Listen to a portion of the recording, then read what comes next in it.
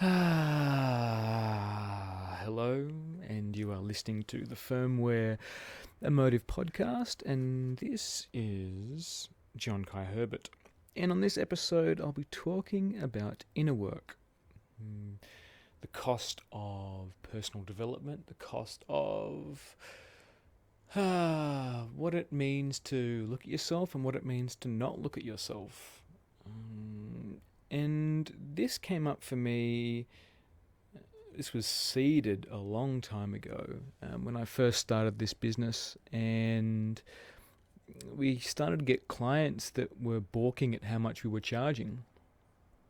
And this was men mostly, and it was interesting to hear like men not wanting to pay what we were asking.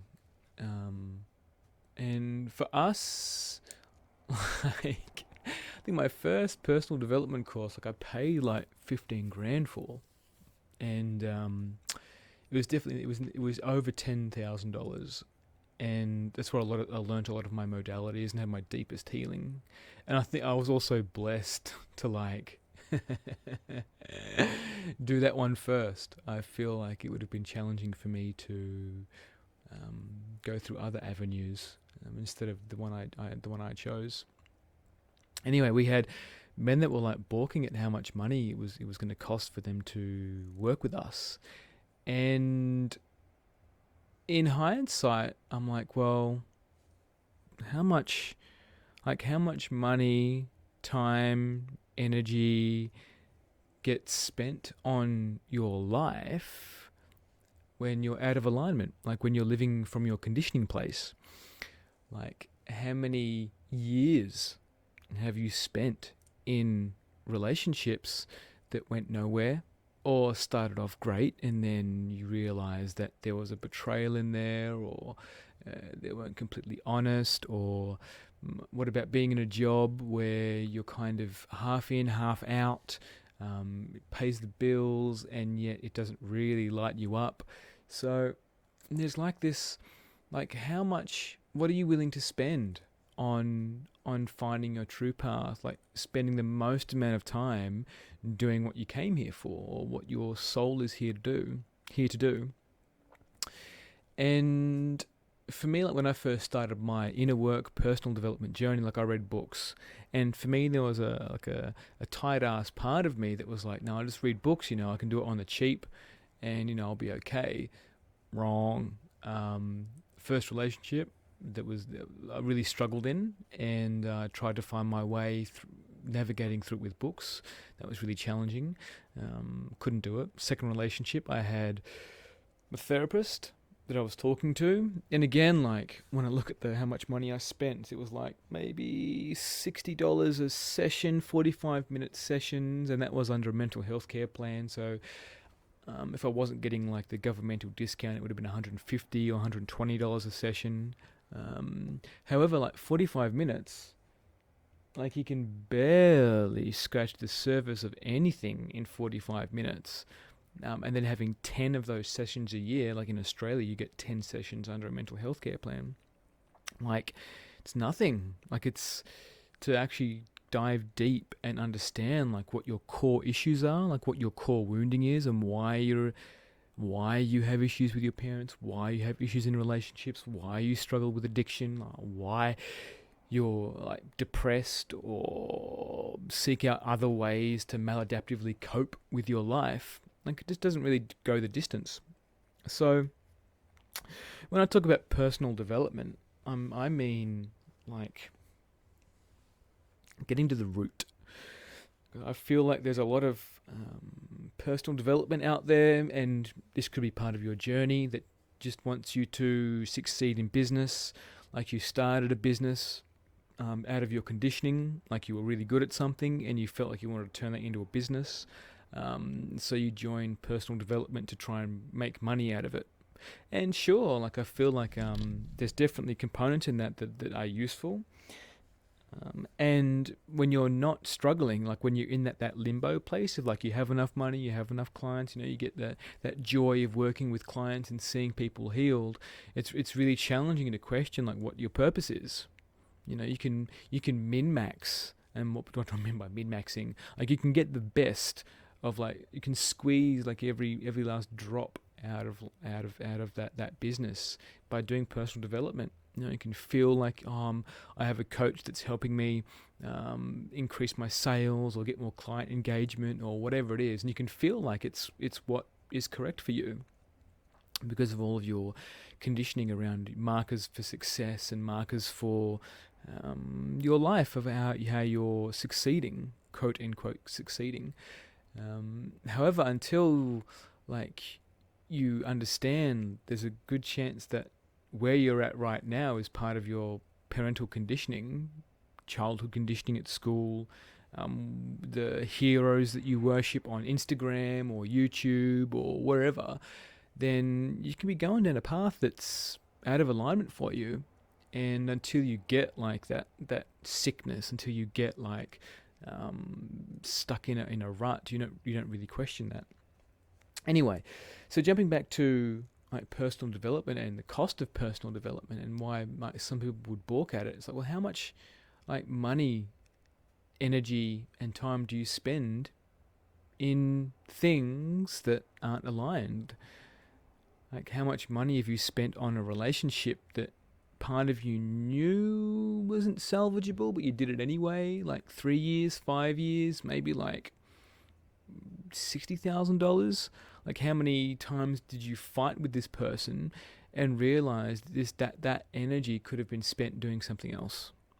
And a lot of this can be, I guess what I want to say here is like, this isn't about punishing you for whatever you've done in the past and where you're at right now. It's more about like taking stock of your life and making a choice to evaluate it, like connect to your heart and ask your heart. You could do that right now, like what in my life is out of alignment, and there might be one or two things that jump out at you straight away, and then looking at understanding like where those come from, what's the core root of those.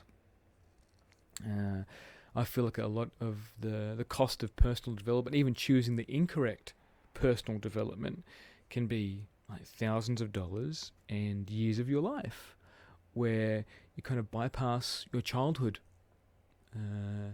where there are a lot of modalities and techniques that allow you to remove the pain. And pain is an important indicator of where you could be going. So if you are angry, sad, depressed, like those are important milestones and metrics to tease apart like what's going on in your life. Like if you're in a relationship and it's painful, it's like, well, how much of this is me? How much of this is the other? And is this correct?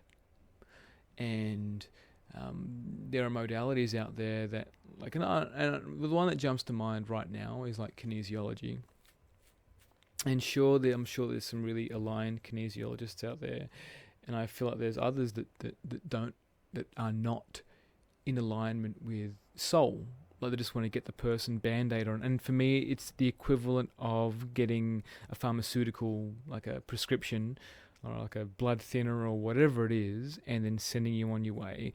And your prescription is always going back to them once a month to like get rid of whatever the uncomfortable emotions are, instead of helping you to understand what is at the root, whether it's re-experiencing some kind of childhood pain or talking to the part of you that doesn't like money or hates money, which I'll jump into actually. At the moment, a lot of my clients are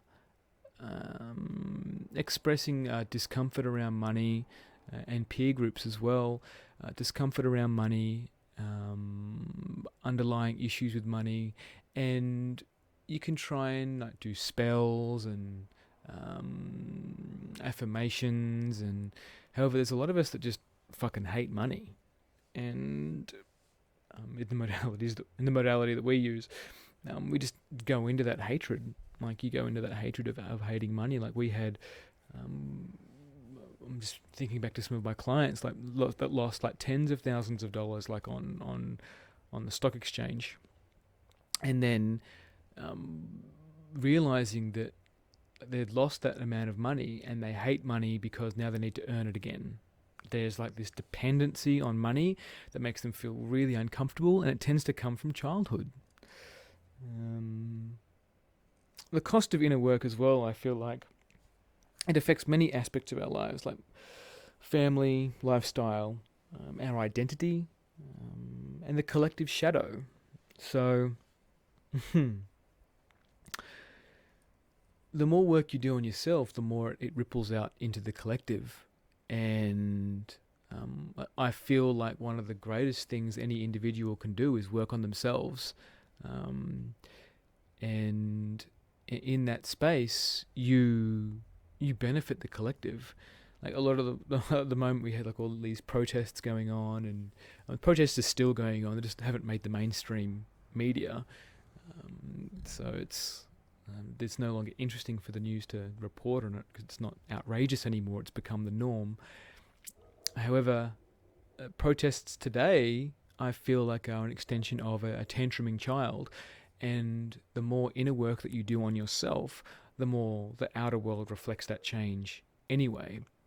So if I look at people that are part of those movements, whether it's climate change, Black Lives Matter, anything, the more work that you do on yourself, the more you look at your entitlement, the more you look at your connection with the earth, and not putting earth in like a victim place, because the earth is fine. Like you connect to Pachamamacita, and she will tell you that she is fine, that everything is going according to plan, and you just need to work on yourself. And in that working with yourself, you automatically do the work of the universe. You automatically help everybody heal. You help yourself heal. You find partners that match you and help you grow. You will have children that, if it's your choice, you will have children that will grow up in a family that knows what that feels like, knows the stability of parents that can hash things out without decaying into chaos. So I feel like the more work you do on yourself, the better off civilization and society becomes. And I feel like finding the right inner work for you is important. Otherwise, it just becomes a race to hedonism. Like for men, doing inner work that's around like being better in bed, looking better, completing your tasks, and feeling successful is a big one. And a lot of those modalities are around the physical head and intellect, and exercise. Like you discipline yourself to be in a direction, and men are really good at that. I'm not disputing that, and I feel like on the path of modalities and exploring yourself and bettering yourself, that discipline is a huge one. I feel like there's a lot to be said for going into the military after school, and there's a lot that is not great about it. And I feel like there's definitely pros and cons to everything, where men in particular go down the path of discipline. I feel like today men are in a very relaxed space, and there's no pressure for them to excel or succeed or be better. I mean, personally, I'm really looking forward to starting jiu-jitsu. The gyms will start opening up again, and I'm really keen to learn that martial art. Like for my housemates and I just bought a 14-foot catamaran, and I love going on it. Like I've been on it once so far. I'm keen to go out on it again. There's definitely there's a discipline and enjoyment around the adventure and doing something new, and the strength and the fear, and there's a lot in that around to explore. And inner work wise, like all the stuff that comes up, like fear, and then also like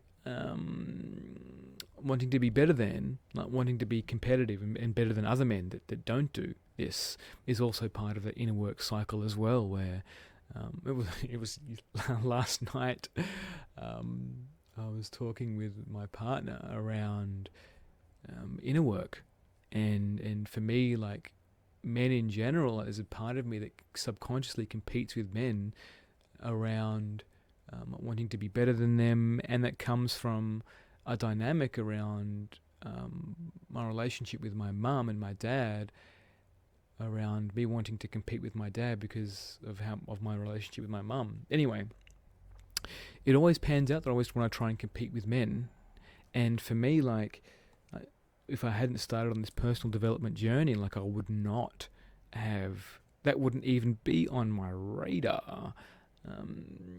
So I feel like personal development is a huge linchpin, and by linchpin I mean something that is critical to the evolution of civilization and consciousness, that I feel like we could all aim towards. And and this was in my Fight Club podcast, around, like, it's not so much self-development, it's more like self-destruction. So personal development is more like personal destruction. Like, you are taking apart yourself and rebuilding it again. Whatever the house of cards that you've built up around who you are, what makes you important, what KPIs and metrics you use to elevate yourself and feel good about yourself, you take them down and you reset. Whether you have a beautiful partner, whether you have a six-figure bank account, whether how many clients you have, what your testimonials look like all of that stuff, you take it apart and you go, well, who am I doing this for? Like, is this important? How do I attract my clients? If you're a coach, like, at the moment, companies like Unilever have stopped advertising on social media. This is in the US. Because the way the culture war has gone, it's so polarized that they can't say anything without pissing one side of the political spectrum off. So one side wants an admission of, like, some kind of white supremacy, or highlighting there's some kind of oppression, and the other side is not interested in listening about it. They just don't care. So it's like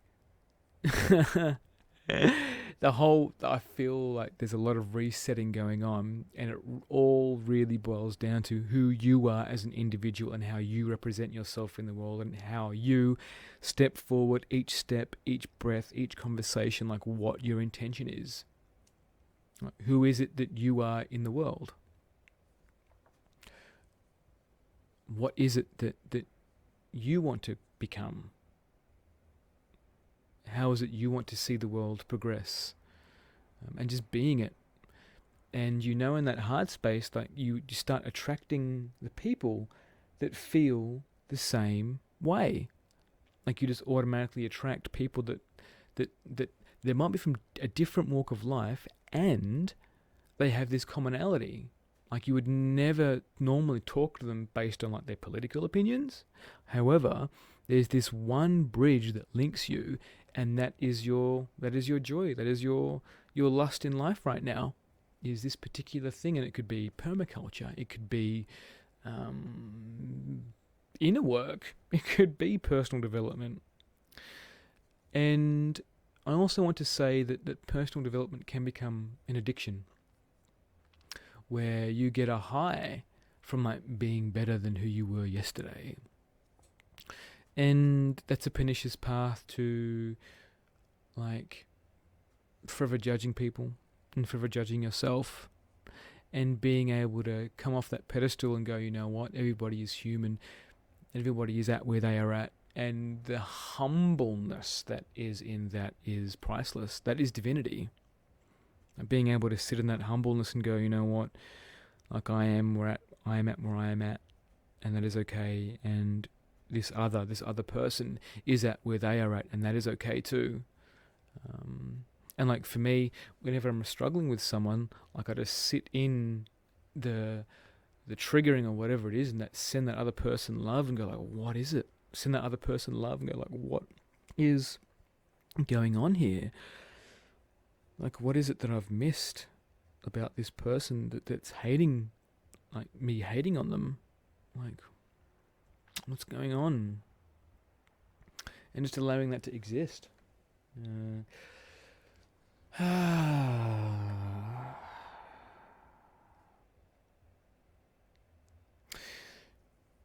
think the last one I'll touch on is lifestyle, where like our lifestyle becomes a representation of where we are at inner work wise, and like who we spend our time with, which is incorporated in lifestyle: the clothes we buy, the food we eat, where we spend our energy. All boils down to the kind of inner work that we do. And I also want to say, like, this particular podcast was really challenging for me. Like, I've been struggling with just where my energy is at the moment. It feels really chaotic. It feels a little bit scattered, and like for me, like I judge myself really harshly around like not being grounded. If I'm feeling ungrounded, I'm like, no, I've got to get grounded. And I can hear like all these judgmental voices in my head, like, no, I've got to do it this way and I've got to do it that way. And I sat one of my cleansing meditations before just to make sure like it wasn't like some kind of hyperdimensional component that was interfering in with what was going on for me. It just feels like just allowing myself to create in this like emotional chaos was really important, and in that lifestyle sense, like allowing chaos and sinking myself into that chaos.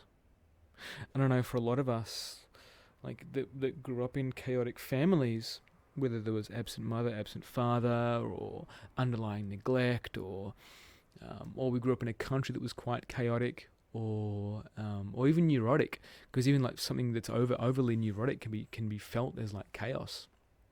Just allowing that to exist and not running to my ways to try and fix that, whether it's like doing a grounding exercise, or sitting some ape, or going for a jog, or something. It's just like just being myself in this moment and sharing myself in this moment and just being okay with that. I feel like, especially particularly with social media, like there's an element there to show our lifestyle is always perfect. And like for me, there's a big part of my identity that's wrapped up in like being this grounded figure, being this someone that has it always together.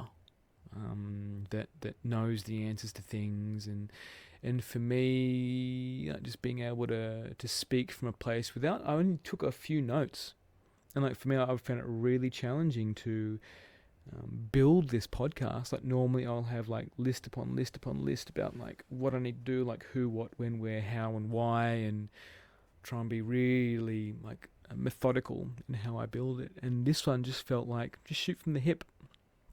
Just allow like myself to express in a way that I wouldn't normally express myself, and see how that comes out. And just allow my heart to speak from this place of non-intellect and humbleness, to see how it lands in people energetically. So yeah, I feel like I will start to wrap it up here and just emphasize the importance of personal development, personal destruction, and inner work, and how allowing yourself to explore avenues outside of reading and look into yourself. And there's so much free stuff out there, and like I post a lot of stuff, a lot of free stuff on Facebook, and like there's links to all kinds of meditations and things, and shadow work. Like there's some amazing books. What's his name? Augustus Masters. Philip Augustus Masters. Let me just check if I've got his thing. Shadow is a really good audiobook on shadow, and like basically he gives you a whole bunch of exercises that you can use to like look at your shadow. And I feel like the more we shine that to the subconscious component about why we do things, the more free we are. Like the less expectation that we put on ourselves to present like this perfectionistic person into the world. Like, be the gritty, be the rough, ragged edges human that you really are. You know, like, I know so many coaches that just struggle with, like, in order to convince a client to come to them, they've always got to have like this perfect face on, like this perfect like relationship going on, you know. And then like the moments that I love the most is when I see them fucking collapse.